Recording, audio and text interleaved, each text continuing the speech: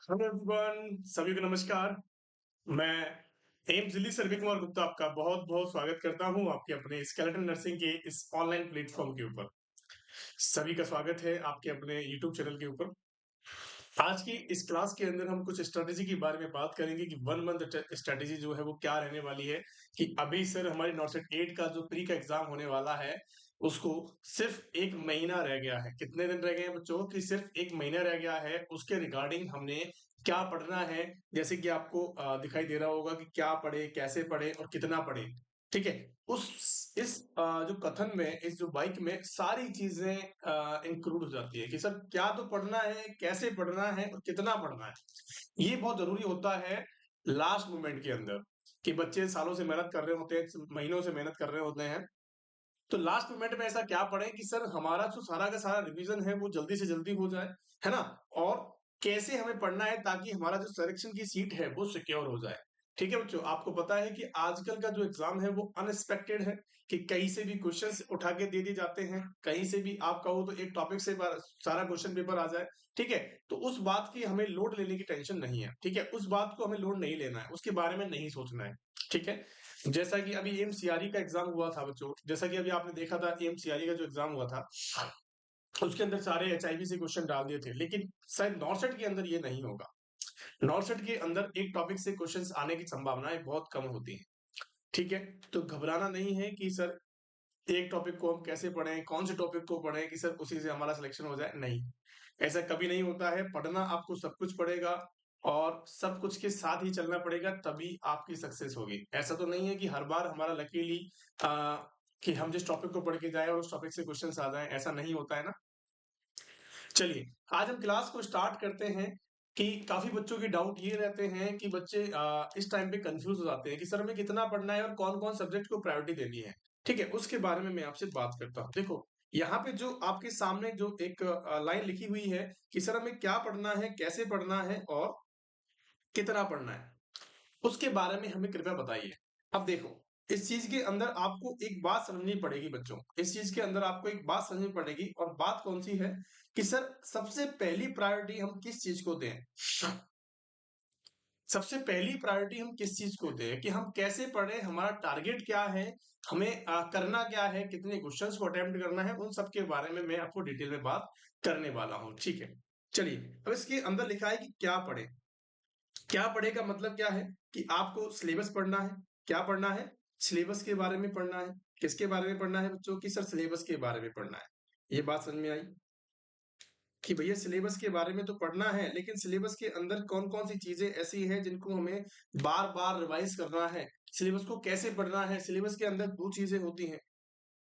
Syllabus के अंदर 2 चीजें होती हैं। कौन-कौन सी चीजें होती हैं? कि भैया जो बच्चे पढ़ रहे हैं, थ्योरी को पढ़ रहे हैं बार-बार। ठीक है? काफ़ी बच्चे जो हैं वो एमसीक्यूज़ कर रहे हैं। क्या कर रहे हैं? एमसीक्यूज़ कर रहे हैं, थ्योरी को पढ़ रहे हैं। सिलेबस के अंदर 2 चीजें आती हैं। काफ़ी बच्चे ऐसे हैं जो 6 महीने से लगातार क्या कर रहे हैं? 6 महीने से लगातार अपनी थ्योरी पे फोकस है। लेकिन उन्होंने एमसीक्यूज़ एक भी नहीं करे हैं। लेकिन उन्होंने एमसीक्यूज़ एक भी नहीं करे हैं। इस बात पे फोकस करना है आप सभी को। ठीक है? जो बच्चा लगातार थ्योरी के पीछे पड़ा हुआ है, थ्योरी, थ्योरी, थ्योरी। जो बच्चा लगातार थ्योरी के पीछे पड़ा है कि मुझे तो थ्योरी पढ़नी है, थ्योरी, थ्योरी पढ़नी है, एमसीक्यूज़ नहीं सॉल्व करे हैं अभी तक, तो इस बात का ध्यान रख लेना बच्चों कि जो हमारा पेपर रहने वाला है, वो पेपर थ्योरेटिकल नहीं होगा। पेपर जो है, वो थ्योरेटिकल नहीं होगा, थ्योरी से नहीं आएगा। समझे मेरी बात? आपका जो पेपर होगा वो कैसा आएगा? वो एमसीक्यूज़ लेवल का आएगा, मतलब कि क्वेश्चंस आएँगे उसके अंदर। तो आपको अल्टीमेट टाइम के अंदर, इस टाइम के अंदर, इस टाइम मोमेंट के अंदर आपको सबसे ज़्यादा किस पे फोकस करना है? आपके एमसीक्यूज पे फोकस करना है। आपने जितनी बात, अच्छी बात है थ्योरी। देखो, मैं ये नहीं कहता कि आप थ्योरी मत पढ़ो। थ्योरी से ही क्वेश्चन आंसर्स निकलते हैं, थ्योरी से ही क्वेश्चन आंसर्स बनते हैं। लेकिन जब तक आप क्वेश्चन आंसर्स नहीं पढ़ोगे, तब तक आपको क्वेश्चन आंसर करने का तरीका पता नहीं लगेगा कि हमें किस तरह से क्वेश्चन को पढ़ना है, किस तरह से क्वेश्चन को डील करना है, किस तरीके के क्वेश्चन को कैसे डील करना है, और उसका मतलब कैसे निकालना है, उसको समझना कैसे है, उसका आंसर कैसे करना है। ठीक है? आपने सपोज दैट थ्योरी तो पढ़ ली, लेकिन आपको क्वेश्चन आंसर करने का तरीका ही नहीं पता कि नॉट के अंदर कैसे क्वेश्चंस को किया जाता है। तब तक आप क्या नहीं कर सकते हो बच्चों? सिलेक्शन नहीं ले सकते हो। तो इसीलिए मैं आपसे यही कहूँगा कि जिस बच्चे ने थ्योरी पढ़ ली है या फिर थ्योरी पढ़ रहा है, वो थ्योरी को स्टॉप करे या थ्योरी के साथ-साथ एमसीक्यूज़ भी करे। क्या करे? एमसीक्यूज़ करे। अगर आप नर्सिंग के अंदर इस 1 महीने के अंदर आप अगर 10,000 से ज़्यादा एमसीक्यूज़ लगाते हो, कैसे भी करके, चाहे यूट्यूब से पढ़ते हैं, चाहे आप किसी बुक के क्वेश्चंस रेफर करते हैं, टारगेट हाई के क्वेश्चंस को रेफर करते हैं या एनक्लेक्स की बात करते हैं, पीआर यादव की बात करते हैं। बुक्स के अंदर सिर्फ आपको क्वेश्चन आंसर्स को पढ़ना है। किसको पढ़ना है बच्चों? कि आपको सिर्फ क्वेश्चन आंसर्स पे फोकस करना है फिलहाल के समय। ठीक है? आपको बिल्कुल बर्डन नहीं लेना है अपने ऊपर लोड नहीं लेना है कि सर अब हम इसके अंदर कन्फ्यूज़ हो गए हैं कि हमें करना क्या है? ऐसा नहीं सोचना है, ठीक है? आपको क्या करना है? देखिए, सबसे पहली चीज़ आपने क्या किया कि फंडामेंटल का कोई टॉपिक उठाया। तो फंडामेंटल का टॉपिक सपोज़ सीपीआर आपने उठाया। सीपीआर के बारे में आपको पढ़ना है। तो सीपीआर के बारे में अगर आपके पास अपने खुद के नोट्स बनाए हैं या शॉर्ट नोट्स बनाए हैं, आपने अपने शॉर्ट्स बनाए हैं अपने या फिर जैसे कि मैं आपसे बात करूँ कि किसी बच्चे ने कोई कोर्स परचेज़ किया, वहाँ से आपने नोट्स बनाए हैं, किसी कोचिंग में आपने नोट्स बनाए हैं, तो उन नोट्स को पढ़ने में मुझे नहीं लगता मुझे नहीं लगता कि घंटे भर से ज़्यादा टाइम लगेगा। 1 घंटे से ज़्यादा एक टॉपिक को टाइम नहीं लगता है, इस बात को ध्यान रख लेना। सीपीआर एक लेंथी टॉपिक है, कैसा है? एक लेंथी टॉपिक है, इसको ही अगर 1 आवर पढ़ने में लगता है, तो 1 आवर के अंदर इसके क्वेश्चन आंसर्स भी आप सारे कर लोगे। 1 आवर क्या मैं 30 मिनट्स के अंदर इसके सारे क्वेश्चंस कर लो। 30 मिनट्स के अंदर इसके सारे क्वेश्चंस आप कवर अप कर लोगे। कर लोगे या नहीं कर लोगे? कि सर बिल्कुल कर सकते हैं। अब कि सर आपने अपने एक टॉपिक को सीपीआर जैसे टॉपिक को जो लेंथी टॉपिक है, अच्छा टॉपिक है, इंपॉर्टेंट टॉपिक है, कि जहां से क्वेश्चंस हर एग्जाम में पूछे जाते हैं। उस टॉपिक को आपने 1.5 घंटे के अंदर अपना कवर अप कर लिया है कि जितने क्वेश्चंस वहां से बनते थे, आपने सारे क्वेश्चंस को कर लिया है। चाहे टारगेट हाइट से करे हैं, चाहे एनक्लेक्स से करे हैं, चाहे पीआर से करे हैं। कर लिए नहीं करे हैं? कि सर बिल्कुल कर लिए हैं। अब 1.5 घंटे के अंदर आपने एक लेंथी टॉपिक को कवर कर लिया है क्योंकि आपको इसको बार-बार नहीं पढ़ना है। आपको सिर्फ और सिर्फ इसको रिवाइज़ करना है, सिर्फ और सिर्फ इसको क्या करना है? स्टडी करना है ताकि आपकी नज़रों में ये बना रहे, आपके दिमाग के अंदर ये टॉपिक बना रहे। लास्ट मोमेंट तक ऐसे जो हाई हील टॉपिक्स होते हैं उनको छोड़ना नहीं है। ताकि क्योंकि क्वेश्चन जो होते हैं ना हाई हील टॉपिक से ही बनते हैं हमेशा। और यहाँ से जब क्वेश्चंस आपने अगर सपोज है सीपीआर के टॉपिक 10 बार पढ़ लिया और यहाँ से क्वेश्चन आया, कोई भी ऐसा क्वेश्चन आया और आपसे छूट गया हो, आपसे नहीं आया तो कितना गिल्ट होता है? कितना गिल्ट होता है कि सर हमने 10 बार पढ़ा है इसको फिर भी हमसे क्वेश्चन नहीं आया। तो कहीं न कहीं आपकी गलती यहाँ से रह जाती है। तो इस गलती को अभी के अभी सुधारेंगे ताकि आपको एग्ज़ाम के अंदर वो प्रॉब्लम फेस नहीं करनी पड़े। आगे बात समझ में एक तो ये तरीका है, ठीक है बच्चों? और दूसरे तरीके की बात करते हैं कि आपने क्या किया कि काफ़ी बच्चे क्या कर रहे हैं कि थ्योरी के साथ-साथ जैसे वो 6 महीने से क्या कर रहे हैं थ्योरी प्लस एमसीक्यूज़ कर रहे हैं। थ्योरी प्लस एमसीक्यूज़ कर रहे हैं। थ्योरी प्लस एमसीक्यूज़ का करने का मतलब देखो उनके लिए जो बच्चे थ्योरी प्लस एमसीक्यूज़ करते आ रहे हैं, उनके लिए बहुत ज़्यादा बेनिफिट रहने वाला है। क्योंकि उनको फिलहाल थ्योरी पढ़ने की ज़रूरत नहीं है। उनको सिर्फ़ और सिर्फ़ एमसीक्यूज़ पढ़ने की ज़रूरत है। उनको तुरंत रिकॉल हो जाएगी वो चीज़ें। तुरंत रिकॉल हो जाएगी कि मैंने ये क्वेश्चन कैसे पढ़ा था, कहाँ पढ़ा था। क्योंकि सीपीआर के अंदर अब मैं क्वेश्चन्स की बात करूँ तो 30 क्वेश्चन से ज़्यादा नहीं बनते हैं। घुमा-फिरा के क्वेश्चन्स वही आते हैं। घुमा-फिरा के क्वेश्चन्स वही आते हैं और वही आपको देखने को मिलते हैं। 30 क्वेश्चन ज़्यादा नहीं बनते हैं। 30 क्वेश्चन अगर आपने कर लिए, ऐसे तो बनने को तो इसमें से 100 क्वेश्चन बना दो, लेकिन 30 क्वेश्चन ऐसे बनते हैं जो कि हाई हील्स होते हैं और इनमें से ही क्वेश्चन्स आते हैं। जहाँ से कोई क्वेश्चन बाहर नहीं जाता। आई बात समझ में? तो ऐसे ही तरीके से आपको क्या करना है 1 बाय 1, 1 आवर बाय 1 आवर आपको अपने टॉपिक्स को कवर करके चलना है। आप अपना टारगेट फिक्स करेंगे। अब अपना टारगेट फिक्स करेंगे देखो, आप अपना क्या करेंगे बच्चों टारगेट फिक्स करेंगे। टारगेट सेकंड नंबर की बात आती है टारगेट की, ठीक है? क्या आती है बच्चों? सेकंड नंबर की बात आती है टारगेट की। टारगेट क्या है? कि टारगेट क्या है? टारगेट का मतलब क्या है? देखो, टारगेट का मतलब है कि आपको 1 दिन के अंदर मतलब कि 1 डे के अंदर आपको कितना पढ़ना है? क्या पढ़ना है? कितना पढ़ना है? कि आपको 1 डे के अंदर कितना पढ़ना है, 1 आवर के अंदर कितना पढ़ना है, 1 सिटिंग के अंदर कितना पढ़ना है। ये डिपेंड करता है स्टूडेंट बाय स्टूडेंट, ठीक है? अब इसके अंदर आपको क्या-क्या चीज़ें देखनी है देखो, टारगेट आपने 1 दिन का सेट करना है, 1 घंटे का सेट करना है, आप अपने हिसाब से इसको कर सकते हो। मैं जब पढ़ता था तो मैं अपने दिन का हिसाब का करता था, ठीक है? 1 दिन के अंदर मैंने अपना जैसे सपोज़ दैट कि मैंने फंडामेंटल को रिवीज़न करना है। पूरी फंडामेंटल का रिवीजन आप एक दिन के अंदर इजीली कर सकते हो। अगर किसी बच्चे ने एक दो बार उसको पढ़ रखा है तो आप अपनी फंडामेंटल का पूरा रिवीजन एक दिन के अंदर कर सकते हो। अगर किसी बच्चे ने रिवीजन नहीं किया है तो उसको मैक्सिमम 3 दिन लगते हैं। उसको मैक्सिमम 3 दिन लगते हैं, उसकी फंडामेंटल पूरी रिवीजन हो जाती है विद क्वेश्चंस। हो जाती है, नहीं हो जाती है कि सर बिल्कुल हो जाती है। जिस बच्चे ने इसका रिवीजन कर रखा है उसके लिए सिर्फ एक ही दिन काफी है कि सिर्फ आज का मेरा दिन ये है, आज का मेरा टारगेट ये है कि मुझे आज फंडामेंटल के सारे क्वेश्चंस करने हैं, थ्योरी को एक बार ओवरव्यू करना है, समराइज करना है, अपने जो शॉर्ट नोट्स बनाए हैं उनको आपको पढ़ लेना है। आगे बात समझ में? तो इस तरीके से आपको टारगेट सेट करना है कि मुझे इस टाइम तक, फलाने टाइम तक मुझे इस टॉपिक को कंप्लीट कर देना है, इस सब्जेक्ट को कंप्लीट कर देना है, ताकि आपके पास एक माइंड सेट हो कि मेरे पास और कोई काम नहीं है फिलहाल पढ़ने के अलावा। ठीक है? आपने क्या देखा कि मैंने देखा कि फंडामेंटल को मुझे एक दिन के अंदर कवर करना है, कैसे करना है वो आप खुद जानते हो।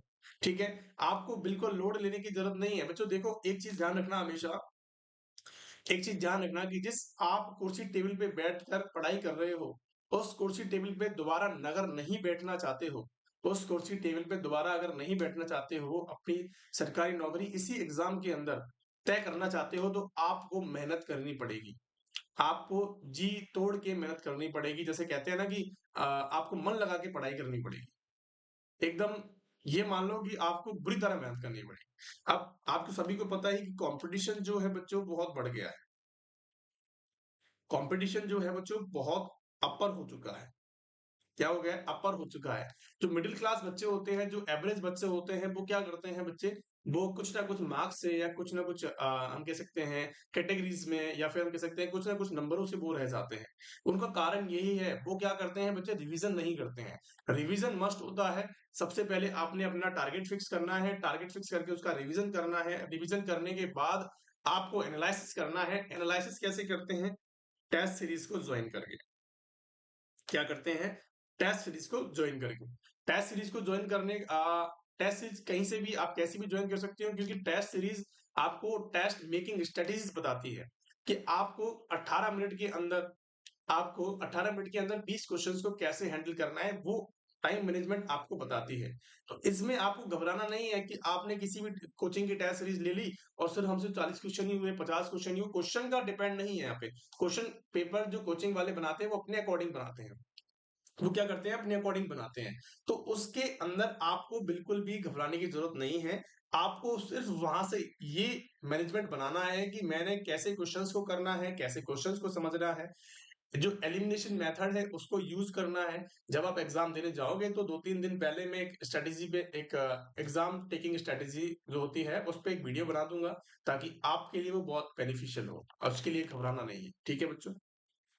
तो आपको अगर कुर्सी पर नहीं बैठना है तो आपको जी तोड़ के मेहनत करनी पड़ेगी। देखो, काफ़ी लोगों का कहना होता है कि इस टाइम पे अच्छी स्लीप लें, अच्छा खाना खाएँ। मैं मानता हूँ कि आपको अच्छा नींद लेनी चाहिए, अच्छा खाना खाना चाहिए, मोर एंड मोर वाटर पीना चाहिए।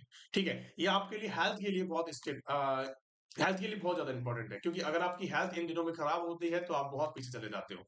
ठीक है? इसलिए आपको अच्छा खाना तो खाना ही है, लेकिन उसके साथ-साथ आपको गुड स्टडी भी करनी है। गुड स्टडी का मतलब है कि आपको लगभग 14 से 16 आवर्स आपको पढ़ाई के अंदर देने हैं। कितने देने हैं बच्चों? 14 से 16 घंटे आपको अपनी पढ़ाई के अंदर देने ही देने हैं, ये कंपल्सरी मान लीजिए आप। देने ही देने हैं, ये कंपल्सरी है। अगर आप इतने घंटे अपनी पढ़ाई को नहीं दे सकते तो आपका सिलेक्शन भी नहीं हो सकता। इस बात का ध्यान रख लेना आप। क्योंकि आपसे ज्यादा कोई पढ़ रहा है, आप हमेशा ये सोच के चलना कि मेरा जो साथी है, मेरा जो कॉम्पिटिटर है, मुझसे ज़्यादा पढ़ने की कोशिश कर रहा है और ज़्यादा पढ़ भी रहा है। तो मुझे उससे आगे निकलना है और उससे आगे निकल के मुझे अपनी सिलेक्शन लेना है। ठीक है? आप अगर सपोज़ दैट आप अपने रात को 2 बजे तक पढ़ते हो, तो कोई ऐसा कॉम्पिटिटर है जो आपसे ज़्यादा पढ़ रहा है और 4 बजे तक पढ़ रहा है। जो आपसे ज़्यादा पढ़ रहा है और 4 बजे तक पढ़ रहा है। आई बात समझ में? तो उससे आगे आपको निकलना है, ताकि उससे आगे आपकी रैंक आ सके और आपका सिलेक्शन तय हो सके। आई बात समझ में? चलिए, बहुत बढ़िया। टारगेट आपने बना लिया, एक टारगेट आपने बनाया। अब आती है शॉर्ट नोट्स की बारी। शॉर्ट नोट्स क्या है बच्चों? देखो, शॉर्ट नोट्स की अगर मैं आपसे बात करूं तो शॉर्ट नोट्स की एक ही बात करते हैं कि देखो, शॉर्ट नोट्स बनाने का अभी टाइम नहीं है। अभी टाइम नहीं है। अगर किसी बच्चे ने 6 महीने पहले ही स्टार्ट करी है अपनी पढ़ाई, तो उसके पास 100% शॉर्ट नोट्स होंगे, क्योंकि उसने अपना रिवीजन जो है वो कर लिया होगा 1-2 बार। और जब भी हम रिवीजन करते हैं तो हमारे शॉर्ट नोट्स तैयार कर लेते हैं। हमारे समराइज शॉर्ट नोट्स होते हैं कि फंडामेंटल की एक बुक के अंदर हमारे सारे के सारे टॉपिक्स को कवर कर लिया है। कि अब 2-3 बुक को तो आप लेके नहीं बैठ सकते ना हर बार। हर बार आप उन 2-3 बुक्स को तो लेके नहीं बैठ सकते, इसीलिए शॉर्ट नोट्स बनाना बहुत जरूरी होता है, ताकि आप एग्जाम टाइम में उनको पढ़ के जा सको। शॉर्ट नोट्स के अंदर सारी इंपॉर्टेंट चीजें होती हैं और सारा इंपॉर्टेंट मटेरियल होता है जो कि एग्जाम में कवर अप होने वाला है। ठीक है, आगे बात चलते हैं। तो शॉर्ट नोट्स बनाना बहुत जरूरी होता है। अभी टाइम नहीं है, अभी आप शॉर्ट नोट्स नहीं बनाए।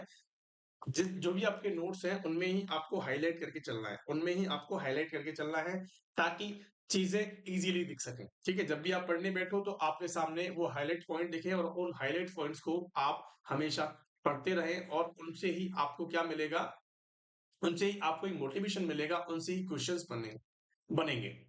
आगे बात समझ में चलें। चलिए, बहुत बढ़िया। अगर शॉर्ट नोट्स नहीं बनाए हैं, देखो ओल्ड क्वेश्चंस की बात कर रहे हैं कि भैया जो पुराने क्वेश्चंस होते हैं वो बहुत ज्यादा इंपॉर्टेंट होते हैं। एक बच्चे का फोन आया मेरे पास कि सर हमारे पास अगर पुराने क्वेश्चंस हैं, पुराने क्वेश्चंस को पढ़ना जरूरी है क्या, वहां से कितना परसेंट आता है मटेरियल।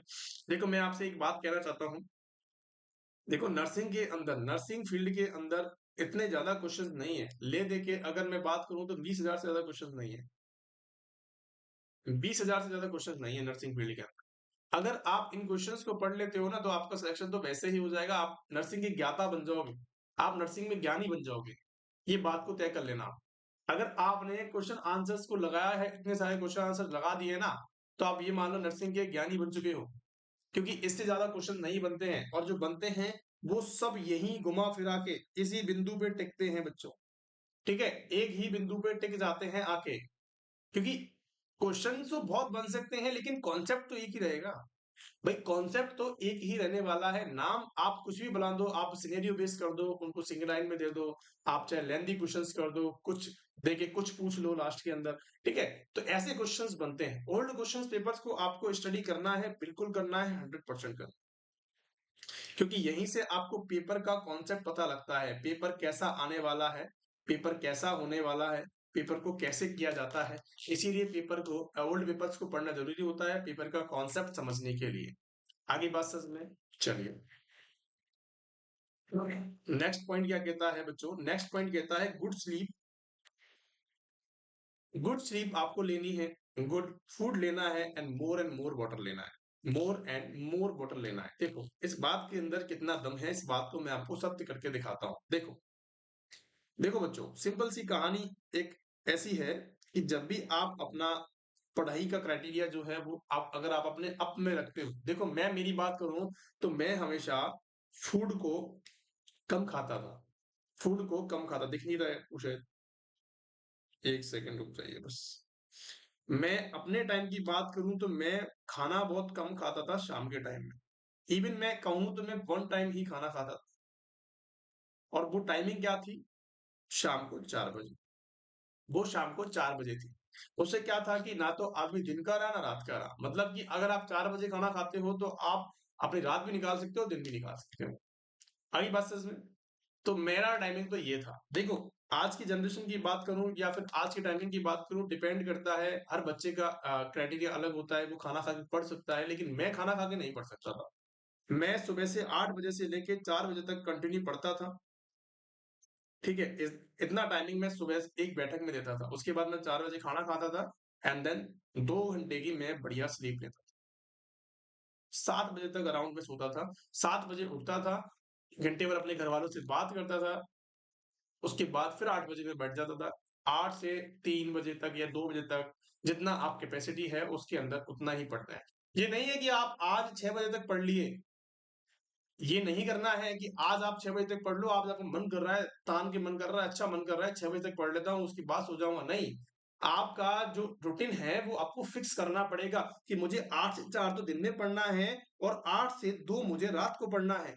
अगर ऐसा क्राइटेरिया आप फिक्स करते हो अपने जीवन के अंदर, तो आप अपनी सक्सेस की सीढ़ी जल्दी ही चढ़ लोगे। आप अपने सक्सेस की सीढ़ी जल्दी ही चढ़ लोगे बच्चों। इस तरीके से आपको पढ़ाई करनी है, घबराने की ज़रूरत नहीं होती है इसके अंदर, ठीक है? मैंने आपको बताया कि अच्छा खाना खाओगे, अच्छा खाना खाने से अच्छा खाना गुड फूड का मतलब है ऐसे दबा के फूड नहीं खाना है। आपको क्या करना है, अच्छा खाना खाना है, प्रोटीन लेना है प्रॉपर डाइट में, कार्ब्स लेने हैं, एनर्जी आपके अंदर रहनी चाहिए, ठीक है? गुड स्लीप आपको लेनी है, गुड स्लीप आपको लेनी है। स्लीप का मतलब अगर आप 6 घंटे भी सोते हो दिन के अंदर, देखो 2 घंटे तो आप दोपहर में सो लिए, उसके बाद आप 2 बजे भी सोते हो तो 2 से 6 तक आप सो लो तो 6 घंटे हो गए, 7 बजे सो लो। इतना ही सोने में मिलता है क्योंकि जो बच्चा पढ़ता है सीरियसली उसको नींद भी नहीं आती है। उसको नींद भी नहीं आती है, उसके नींद में क्वेश्चन चल रहे होते हैं, ठीक है? उसके बाद मोर वाटर, आप जब भी पढ़ते हो तो अपने पास 1-2 लीटर की बोतल रखो, 1 लीटर की बोतल रखो, उसको घंटे भर, आधे घंटे में, पौने घंटे में उसको खाली कर दो। उसके बाद दोबारा रिफिल करो, उसके बाद फिर खाली कर दो। पानी अगर ज़्यादा पियोगे तो आपकी बॉडी हाइड्रेटेड रहेगी, माइंड शार्प रहेगा, आपके पढ़ने की, समझने की क्षमता जो है वो बढ़ जाएगी। आगे बस तो किसी भी प्रकार का कोई भी डाउट यहाँ पे आपके अंदर नहीं रहना चाहिए कि मैंने आपको क्या-क्या चीज़ें बताई बच्चों की क्या पढ़ें, कितना पढ़ें और कैसे पढ़ें। इन सभी चीज़ों का आपको जवाब मिल गया होगा कि मैंने बताया कि आपको कैसे पढ़ना है, कि आपको ये भी बता दिया कि किस तरीके से पढ़ना है, कितना पढ़ना है वो भी आपको बता दिया। देखो, सबसे पहली चीज़ आपको प्रायोरिटी वाइज़ क्वेश्चन्स को सेट करना पड़ेगा। प्रायोरिटी का मतलब है कि जो आपके सब्जेक्ट्स इंपॉर्टेंट हैं, जो इंपॉर्टेंट सब्जेक्ट्स हैं, उनको आपको क्या देनी पड़ेगी? प्रायोरिटी देनी पड़ेगी। कि जैसे कि अगर मैं आपसे बात करूँ कि छोटी-छोटी सब्जेक्ट्स होती हैं, जैसे कि ओबीजी की बात कर लेता हूँ। अगर मैं ओबीजी की बात करूँ, फंडामेंटल की बात करूँ, पीडिया की बात करूँ, एमएसएन की बात करूँ, साइकेट्रिक की बात करूँ, ये सारी की सारी सीएचएन है। ये सारी इंपॉर्टेंट सब्जेक्ट्स हैं। इनको आपको पहले फोकस करना है। लिस्ट जो होती हैं, हम कह सकते हैं कि जो बाद में आती है सब्जेक्ट्स जैसे न्यूट्रिशन है, माइक्रोबायोलॉजी है, बायोकेमिस्ट्री है। ये सारी चीज़ें क्या हैं? ये सारी चीज़ें लीस्ट है। मतलब इन पे आपको फ़ोकस करने की इतनी ज़रूरत नहीं है। ठीक है? इन पे आपको फ़ोकस करने की ज़रूरत है क्योंकि क्वेश्चन पेपर जो है वो 80% यहीं से बनता है। 80 का 100% यहीं से बनता है। तो बिल्कुल घबराने की ज़रूरत नहीं है। कल से हमारी जो रेगुलर क्लासेस हैं वो स्टार्ट हो जाएँगी। क्वेश्चन आंसर्स की सीरीज़ आपके लिए स्टार्ट होगी। बहुत ही इम्पोर्टेंट सीरीज़ होगी आपके लिए वो और नॉट में वो 100% आपके लिए सफल कारगर होगी। ठीक है? Thank you so much. अगर किसी को कोई भी डाउट यहाँ पे रहना है, तो आप हमें सपोर्टिव नंबर्स पे कॉल कर सकते हो। हमारे वीडियो के अंदर कमेंट कर सकते हो ताकि किसी भी प्रकार का कोई डाउट आपके अंदर नहीं रहे। आगे बस इसमें अगर लेक्चर पसंद आया हो तो please do like and subscribe the channel. अपने लोगों तक शेयर करें, अपने दोस्तों तक शेयर करें ताकि स्ट्रैटेजी का उनको भी पता लगे। ठीक है? आगे बस इसमें तो घबराने की ज़रूरत नहीं है, लोड नहीं लेना है। अगर आप 1 महीने जम के मेहनत कर लोगे, तो आप सफलता की सीढ़ी जो है वो 100% चढ़ लोगे। इसीलिए कहते हैं ना कि 1 महीने की मेहनत है, उसके बाद आप सक्सेस हो, उसके बाद आपको कोई नहीं रोकने वाला, उसके बाद आपके मज़े ही मज़े हैं। तो बस 1 महीने मेहनत कर लो, अच्छे से कर लो, मेरे कहने से कर लो, ठीक है? 1 महीने आपको जी तोड़ के मेहनत करनी है, 1 महीने के लिए कोई शादी-ब्याह नहीं, कोई घर जाना नहीं, बस कमरे में रहना है, मुझे पढ़ाई करनी है, मैं भला मेरी टेबल भली, मुझे इस टेबल के अंदर दोबारा नहीं बैठना है। इस कुर्सी टेबल, इस किताब, कॉपियों को मुझे दोबारा नहीं पढ़ना है। अगर दोबारा नहीं पढ़ना चाहते हो तो 100% आपको मेहनत करनी पड़ेगी, अच्छे से मेहनत करनी पड़ेगी, सही डायरेक्शन के अंदर मेहनत करनी पड़ेगी। Thank you so much for being there. Tata, bye bye, good night.